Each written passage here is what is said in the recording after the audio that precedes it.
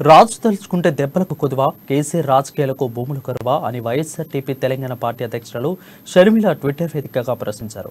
కమిషన్ల పేరు చెప్పి ఖజానానే పొంతం పెట్టించిన ద్వారా సర్కారీ భూములను సైతం వదలడం లేదంటూ ఆరోపించారు. ఒక రాష్ట్రంలో ఒక రాజకీయ పార్టీకి 2 కార్యాలయాలా అని విమర్శించారు. ఇదే పార్టీ పేరు మార్చినంత మాత్రాన కొత్త భవనానికి సర్కారు భూమి ఇవ్వడమా అని పేర్కొన్నారు. దళితులకు 3 ఎకరాల భూమి ఇవ్వడానికి భూములు ఉండవు. 36 లక్షల మందికి డబుల్ బెడ్రూమ్ల ఇళ్లు కట్టడానికి భూములు దొరకవు.